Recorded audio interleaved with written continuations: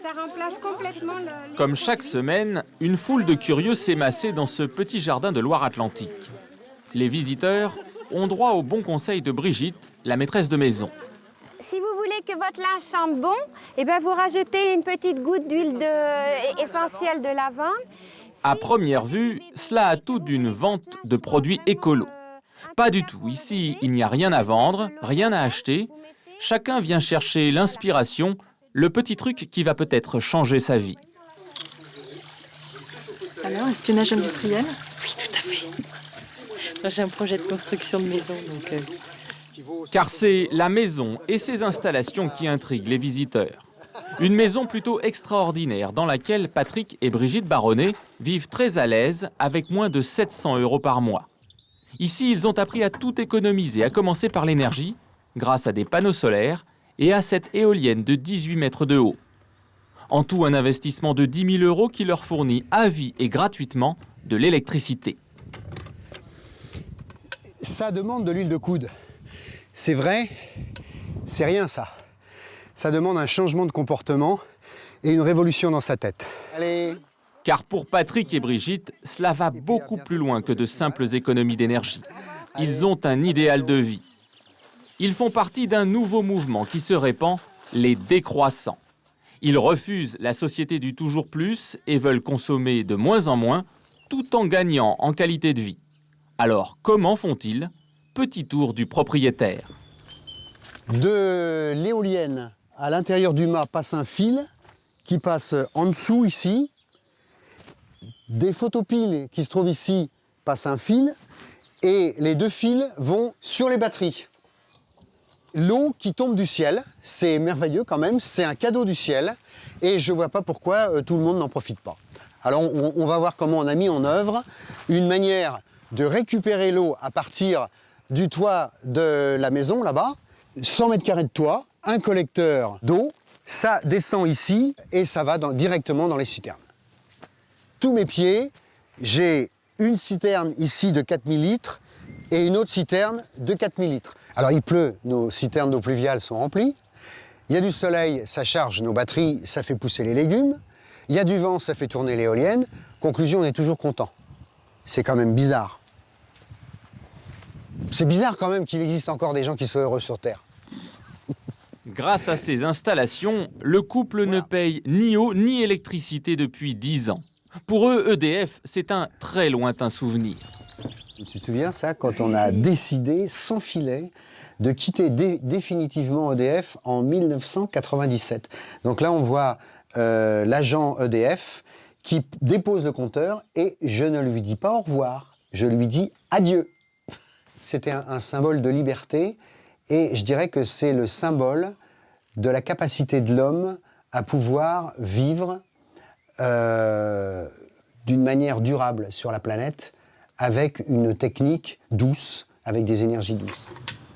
Son système est aujourd'hui bien rodé, mais tout cela ne s'est pas fait en un jour. Le couple quitte Paris dans les années 70. Lui est professeur, elle mère au foyer. Ils veulent vivre plus simplement à la campagne. Peu à peu, ils renoncent au confort moderne. On avait congélateur, frigidaire, motoculteur, etc.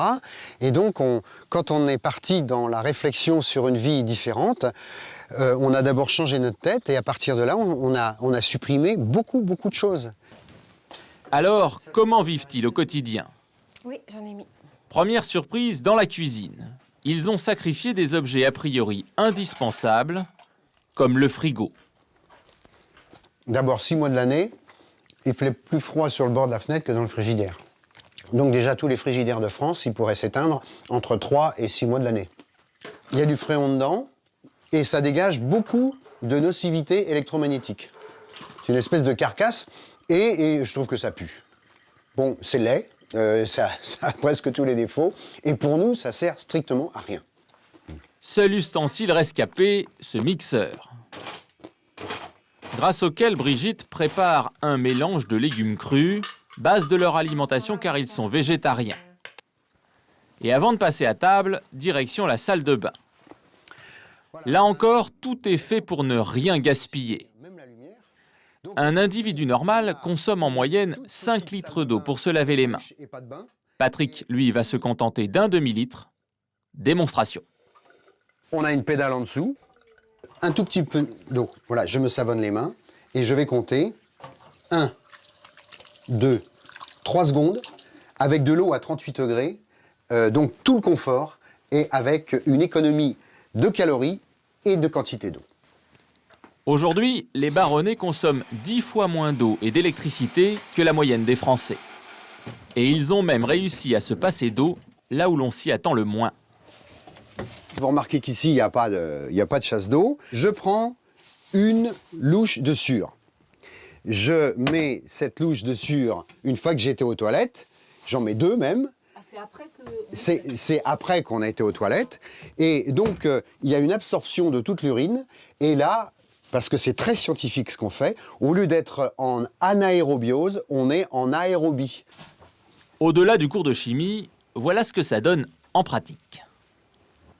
Voilà, alors le contenu des toilettes sèches, eh bien, je vais l'emmener au compost. Vous faites ça tous les jours? Non, on fait ça, ça nous prend 10 minutes par semaine.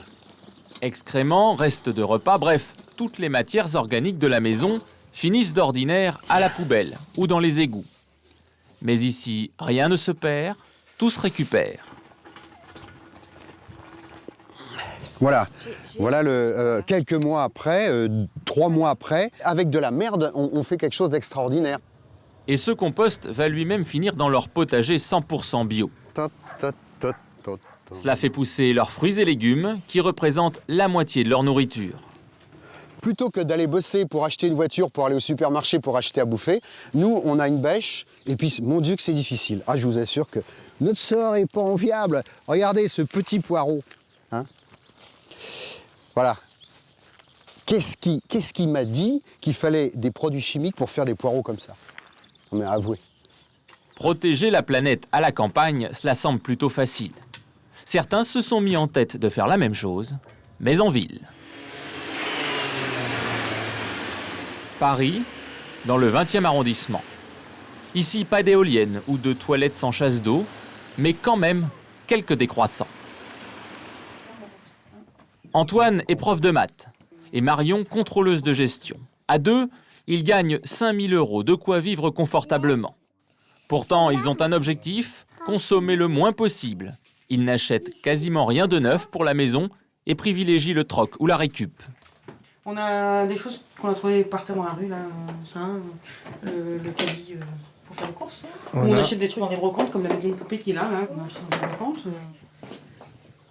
Tout ça, c'est toujours dans l'esprit de réutiliser ce qui existe déjà avant de produire. Plutôt que de produire pour redétruire derrière, les matériaux peuvent avoir une deuxième ou une troisième vie avant de jeter complètement. Et pour les vêtements, ce ne sont pas non plus les rois du shopping. Cette petite armoire, c'est leur garde-robe pour deux. Certains t-shirts sont presque des antiquités, peu importe la mode. Ça, je l'ai acheté en 96, je crois. Il y a des vêtements qui ont 10 ans et qui sont tout à fait portables, quoi. Tant que c'est pas usé, on n'a pas besoin d'en racheter, non. Sans revenir au début du siècle où on avait 2 chemises, une pour le dimanche, une pour la semaine, il n'est pas forcément nécessaire effectivement, d'avoir des nouveaux habits toutes les semaines ou de changer, ne serait-ce que de changer de vêtements tous les jours. On change de vêtements quand on est sale, mais pas forcément d'avoir 3 chemises pour la journée. Et la séduction? Là, j'ai quand même réussi à en séduire une, donc ça me suffit, voilà. Ici, tout ce qui est jetable est banni. Qu'est-ce que tu prends?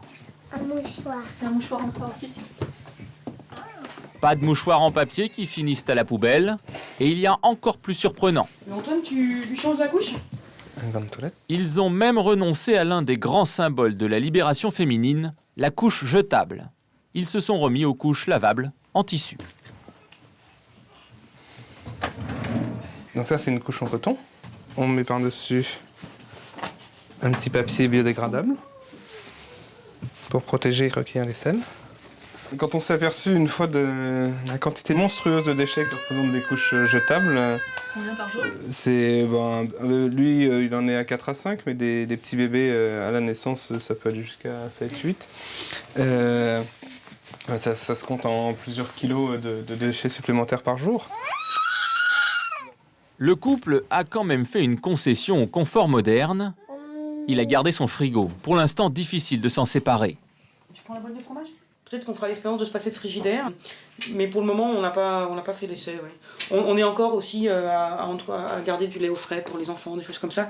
Peut-être que dans quelques mois ou années, ça sera plus facile avec des enfants plus grands. En revanche, Antoine et Marion n'ont pas de lave-vaisselle. Les enfants prennent tous le bain dans la même eau et ils utilisent des ampoules basse consommation. Un geste simple mais significatif pour tout bon décroissant. Si chacun utilisait ces ampoules, le pays pourrait se passer de 3 réacteurs nucléaires. Est-ce qu'on sauvera la planète en arrêtant cette course à la production? Pour moi, enfin, je ne sais pas si on sauvera, mais en tout cas, je sais qu'on ne sauvera pas la planète si on n'arrête pas la course. Voilà. Alors, est-ce que ça sera suffisant? Je ne sais pas, mais en tout cas, c'est nécessaire. Moi, je ne pense pas que ce soit suffisant, mais c'est déjà un bon début. Comme tous les décroissants, Antoine et Marion n'ont ni portable, ni télévision. Et bien sûr, ils ont renoncé à la voiture, source de pollution suprême. Même en famille, ils ne se déplacent plus qu'à vélo.